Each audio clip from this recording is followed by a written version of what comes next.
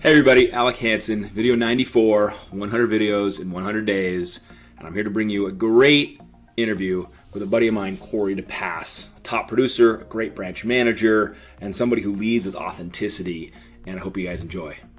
Let's get it on. All right, hey guys, this is a special moment for me, because what you guys don't know is this guy is actually the inspiration for the interviews that are going on in this stupid 100 videos in 100 days challenge. Because Corey, you called me and I was in Hawaii bringing our group on, and you're like, dude, we like you, but maybe have somebody else talk besides you. So for those of you that don't know Corey, we have a long past. I consider this guy not only a leader and a friend in the industry, but a friend in real life. He's just one of the coolest, most authentic people I know. Corey's over at Benchmark running a really successful branch. You know, I think you said you're going to fund personally over 100 million this year. Yeah, we're right at about 85 million right now, and we're going to get over 100 this year for sure. Yeah. And the branch, your branch around you? Our branch, we're at 215 million year to date. So we'll do close to 240, 250, I'd say, looking at what we have in the system right now. So obviously you're super competitive. You're killing it in the business. But before we kind of dive into some of the questions I've got for you, can you share how you got into this crazy mortgage industry and what was your path like? Because you don't go from zero to like $240 million branch like overnight. Yeah. So right out of high school, I went to work at a gym, and I was working at a gym. I'll tell the short version of it. I was working for a gym, and the owner of a mortgage company came in. This is way back in the day in 2004. The owner of a mortgage company came into the gym looking to buy a gym membership, and I sold him a gim membership. Of course you did. And he said he just wanted to look. Ended up like paid in full, the whole deal. Closed him. And he said, hey, if you ever want to sell loans, give me a call. So of course I gave him a call and went down there. The parking lots got Mercedes Benz and BMWs, and I'm 19 years old. Yeah, this right? is 2004, right? Yeah. Of course. Yeah. I'm like mind blown. And so I started working there as kind of more of a call center. They'd make the phones ring. You'd pick up 10 calls a day maybe, and more of that model. But so I got out of the business in 2008. Obviously we all know what happened in 2008. Got out. Yes, we did. Did some various odd jobs. Went back and worked at the gym for a little bit. Did some other things, and then 2010, I hooked up with you and Nick and Ryan, a couple other guys that were going to start a branch, correspondent lender, iMortgage up there off of MacArthur. Good days. And I remember when I started there, I was like, okay, so where do we get the business from? What are we going to do? The phone's going to ring, and it was basically, hey, here's a stack of business cards. Go find loans. Get out of the office. Yes. The business isn't in the office. It's out there. It's still not in the office. Still not. Still not in the office. So yeah, that's what I did, and I just followed direction blindly from you, and I just kind of went to open houses and started knocking on doors, and came across a realtor that I was able to sign an MSA that first year with a real estate company, and then I sat in a real estate office for about a year. See, I love that story though. I love that, because that's the grind work. Sitting in a real estate office in a cube, newerish to the business, and you're just like, can I get a loan? Very awkward. Absolutely. You don't know anybody there. No. It's very awkward. So let's talk for a minute though. Now that you've developed your career since 2004 onward to today, what's your brand like? How do you define your brand in the industry? What sets you apart? So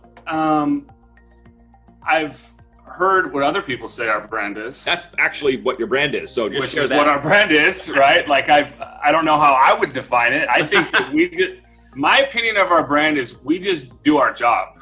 Yeah. We just do what we're supposed to do, which is close on time, provide good service, and don't miss contingency dates. I mean, that's what we're supposed to do, right? That's the job. Lend the money. Other people in the industry say that we are the lender that doesn't make mistakes, that we have a tight ship. That if we say that we're going to do the loan, we can do the loan, and it happens 10 times out of 10. If we say we're going to do something, we do it. Yep. And I think that it sounds very elementary, and it sounds very basic to just do what you're supposed to do, right? But the reality is that there is a large portion of our industry that don't do what they're supposed to do. And they do break promises, and they do overpromise and underdeliver, and they do change the terms on the client prior to closing. They do close 2 weeks late, and so there is a lot of that in the industry. So I think that because we have just done the fundamentals really, really well, that is what has made us stand out to the competition. And there's a couple other lenders around here that perform well, but outside of that, it really isn't.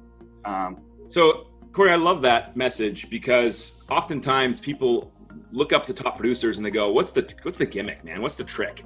If I could just do that, then I'll have it figured out. And your answer is just hard work, consistency, accountability. And like that's not unattainable for anybody. Sure. Everyone can work hard. Everyone can commit and be consistent. It's hard. And there's no there's no secret sauce. There's no get rich quick schemes. There's no, a lot of people have asked me that question before, like, what is the one thing, if you could give a piece of advice to somebody that's getting into really any industry, brand new, that made you successful? And I would tell them that it's consistency. Yeah. It's consistency and your performance. It's consistency in your product.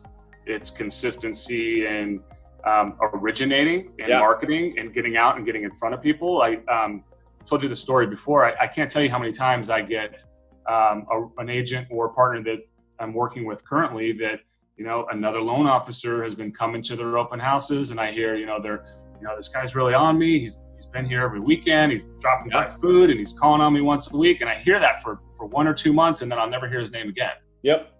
And then he's gone. That's the truth. And that's what 95% of people do in this industry, or in any industry, even in real estate.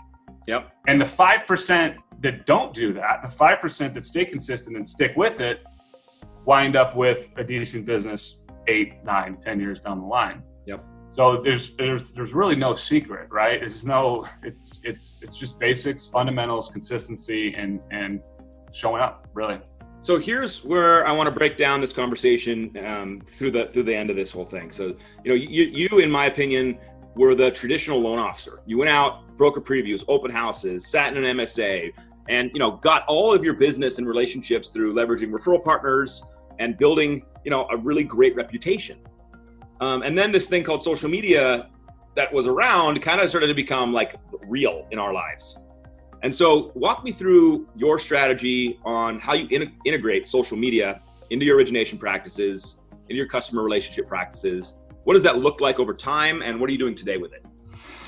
So, back then, the only way to get in front of somebody was to go knock on their door at an open house or go 100%. Sit in an MSA, right?